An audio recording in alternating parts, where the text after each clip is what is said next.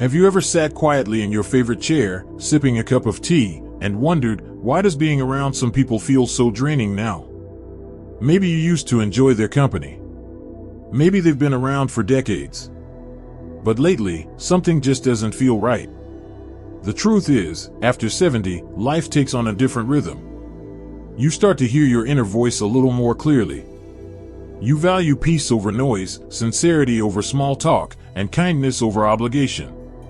This stage of life is not about shrinking or fading away.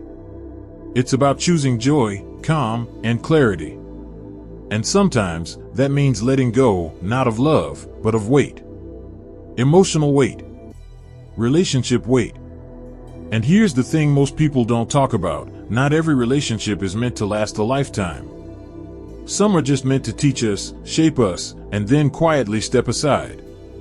Today, I want to talk with you about the kinds of relationships that may be holding you back from your happiest years. These aren't easy conversations to have, but they're powerful. And they're freeing. I'm not here to tell you to cut people off or burn bridges. What I am saying is that after 70, your happiness matters more than ever. Your time, energy, and peace are precious. And sometimes, the bravest thing you can do is to loosen your grip on relationships that no longer serve your well-being. Let's begin with the kind that most of us have dealt with, those one-sided relationships. You know the type.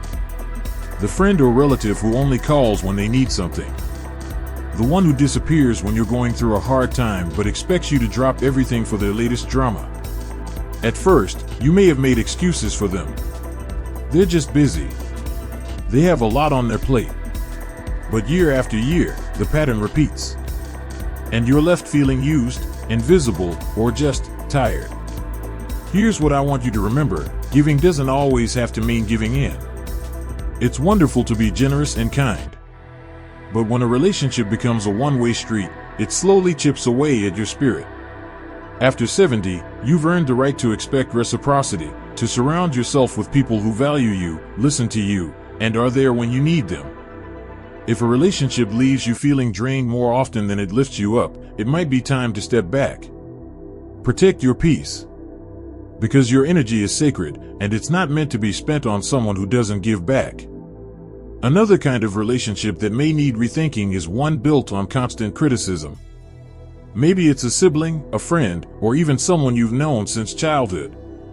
You meet up or chat on the phone, and before you know it, they're picking apart your choices, your appearance, your opinions. Sometimes, it's subtle, a raised eyebrow, a sarcastic comment. Other times, it's direct. They may claim it's just being honest or tough love. But the result is always the same: you walk away feeling smaller than you were before. Now, I'm not talking about the kind of honesty that comes from love. I'm talking about the kind that cuts instead of builds.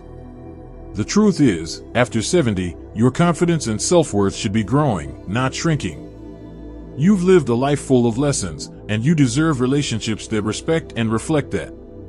You are not here to be someone's punching bag or emotional dumping ground.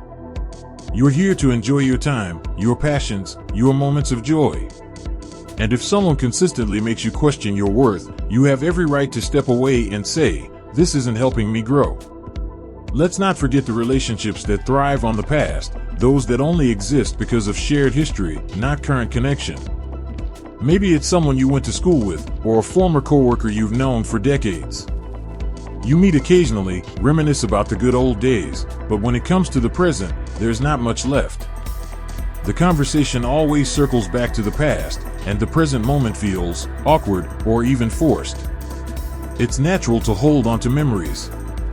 They're beautiful. But when a relationship lives only in the past, it may not be bringing you joy now. And that's okay. You're not being disloyal by letting it fade. You're simply making room for connections that are more aligned with who you are today. It's not about erasing the past, it's about honoring it while still moving forward. We sometimes feel guilty for thinking this way, don't we? As if letting go means we've failed somehow. But I want you to know, it's the opposite. Recognizing what no longer fits in your life is not weakness. It's wisdom. You've spent decades showing up for others, working hard, loving deeply, and learning through experience. Now it's time to show up for yourself in the same way. You see, happiness after 70 doesn't come from how many people you have in your life. It comes from how those people make you feel. Do they support your joy? Do they accept you as you are? Do they help you grow, laugh, and feel safe? If not, it's okay to loosen the grip. Not out of anger or bitterness, but out of love for yourself. Letting go doesn't mean shutting doors harshly. It can be gentle. It can mean making less time for certain people or creating more distance. It can mean not returning that phone call right away or choosing to focus on people who bring peace into your life. You're allowed to prioritize your emotional well-being.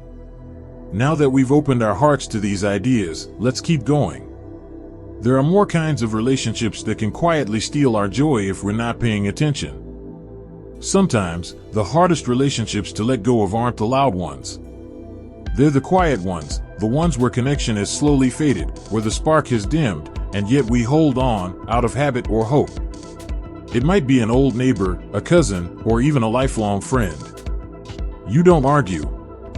You're polite. But something's missing. The laughter feels forced. The conversation feels shallow. And deep down, you sense that if you stopped reaching out, they probably wouldn't notice. There's a strange kind of loneliness in these relationships. You're technically not alone, but you feel unseen. And that's the part that stings. Because at this point in life, we long for depth, for authenticity, for people who look us in the eye and truly see us. If someone makes you feel like you have to shrink yourself just to maintain the connection, that's not connection, that's compromise. Letting go of these kinds of relationships doesn't mean you wish them harm. It just means you wish yourself well. It's okay to drift from people who are no longer walking your path. In fact, it's natural. As we grow, our needs change. Our energy becomes more selective. And that's not selfish, it's healthy. Think of it this way, every time you release a hollow relationship, you create space for a deeper one. Or even for more peaceful time alone, which can be just as nourishing. Then, there are the relationships that keep you stuck in old versions of yourself. Maybe it's someone who always reminds you of who you used to be, not who you are now. They make comments like, "You've changed," as if that's a bad thing. Or they bring up past mistakes, old habits, and outdated stories that no longer reflect your growth. It can feel like they've frozen you in time, and every time you're around them, you're pulled backward instead of forward. After 70, you deserve to be celebrated for who you've become, not constantly reminded of who you were. You've learned, evolved, healed. You don't owe anyone the version of yourself that made them comfortable. If a relationship doesn't honor the wiser, stronger, more self-aware person you've become, you're not obligated to keep playing a role that no longer fits. Think about it. If you're walking toward joy, purpose, or even just peace, why carry someone who insists on dragging you back to yesterday? You've already lived those chapters. You don't have to reread them just because someone else refuses to move forward. You are not a museum of your past. You are a living, growing person, and your relationships should reflect that growth.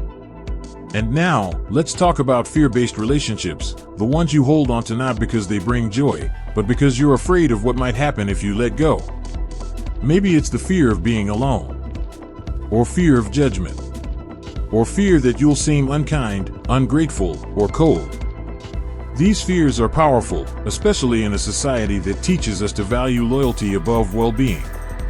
But here's a gentle truth. Fear is not a good enough reason to stay connected to someone who doesn't support your happiness. The fear of being alone can make us cling to the familiar, even when it hurts. But being alone is not the same as being lonely. In fact, many people feel lonelier in unhealthy relationships than they do in solitude.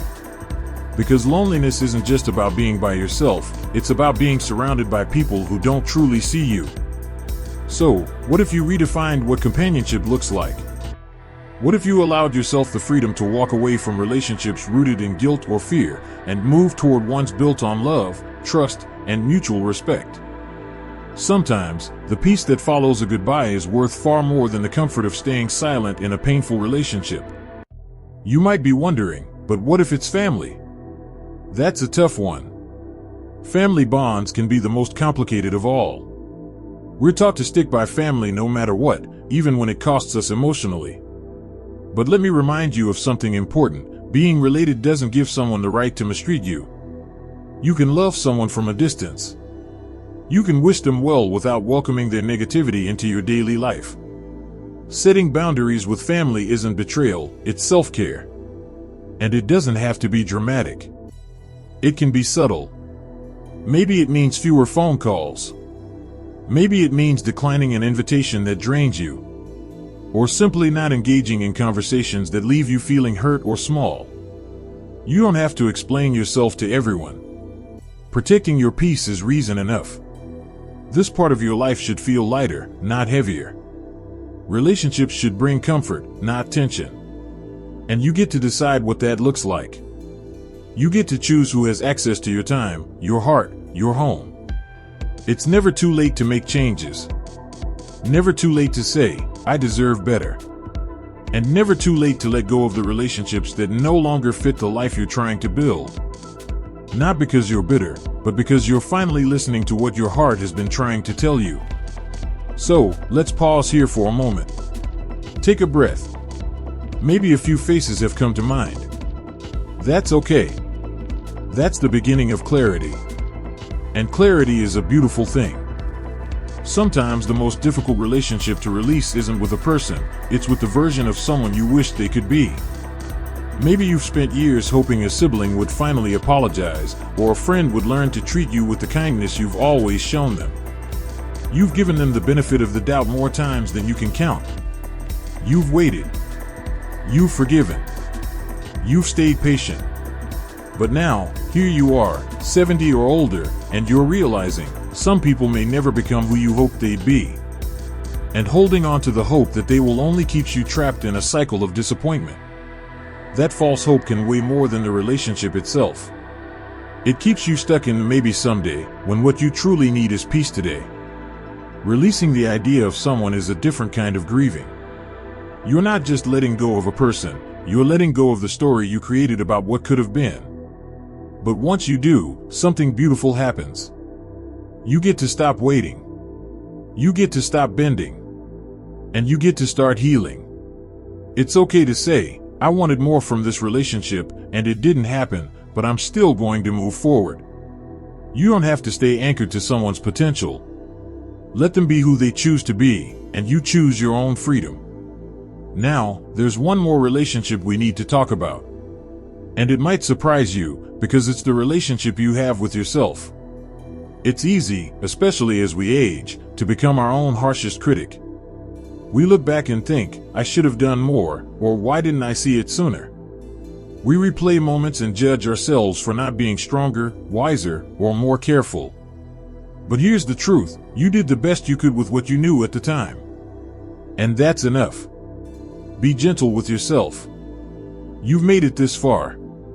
You've survived heartbreaks, losses, setbacks, and storms you didn't think you'd weather, and you're still standing. That alone is worthy of deep respect. Letting go of the inner voice that constantly criticizes or shames you is one of the most powerful things you can do. Speak to yourself the way you'd speak to a beloved friend. Would you tell them they failed? Or would you remind them how brave they've been, how far they've come, how worthy they still are of love, rest, and happiness? It's never too late to rewrite your inner dialogue. To replace, I should have known better, with I know better now. To swap, I wasted too much time, with I still have time, and I'm going to use it well. That's not denial, that's grace. And after everything you've been through, you've earned it. When we talk about letting go of relationships, we're really talking about making room for joy, room for quiet mornings, room for laughter that doesn't feel forced, for phone calls that lift your spirits instead of draining them, for friendships that remind you of who you truly are. You're not here to carry everyone. You're not here to be responsible for everyone's happiness at the expense of your own. You're here to live fully, freely, and without apology. And that might mean saying goodbye to some connections. Not because you're angry, but because you're finally at peace with putting yourself first. Take a look at your circle. Who makes you feel light after you speak with them? Who encourages you, listens without judgment, remembers the little things. That's who deserves a place in your life. The rest? Let them drift. Let them be a soft memory, not a daily presence. Not everyone is meant to walk with you into this next, more peaceful chapter. And if letting go feels lonely at first, that's okay. Stillness often comes before something new begins. In that space, you'll find parts of yourself you might have forgotten, your humor, your creativity, your calm. And you might find new connections, too. Age doesn't close the door to friendships, it simply teaches you which ones matter. So if you're watching this and you've been holding on to relationships that weigh you down, let this be your gentle permission. You can let go now. You don't need to explain, argue, or seek validation. Quietly, lovingly, you can decide, this isn't for me anymore. And as you do, you'll begin to notice how much lighter your days feel. How much more energy you have for what truly fills you up. Whether it's a walk in the garden, a call with a friend who gets you, or simply sitting in your favorite chair with a book that makes you smile, you'll start to reclaim your time, your peace, your joy. It's not about ending relationships. It's about releasing what no longer fits, so you can make room for what does. It's not about giving up on people. It's about choosing yourself. And that, at any age, but especially now, is a powerful and beautiful thing. You've earned the right to peace. You've earned the right to rest. You've earned the right to say, this relationship isn't good for me, and I'm letting it go. And as you step into this next season of life, I hope you feel proud, not just of what you've done, but of what you've let go of, too. Because healing isn't always about adding. Sometimes, it's about subtracting. And in doing so, you make space for what truly matters. If this message resonates with you, I invite you to share your thoughts or experiences in the comments below. Your story might be exactly what someone else needs to hear today. And if you found value in this video, go ahead and click that like button. It really does help us reach more people who might be looking for encouragement, just like you. And don't forget to subscribe for more conversations like this, ones that support, uplift, and remind you that you're never alone on this journey. Here's to living lighter, to loving deeper, and to finally letting go of what no longer serves you. You deserve that freedom. You always have.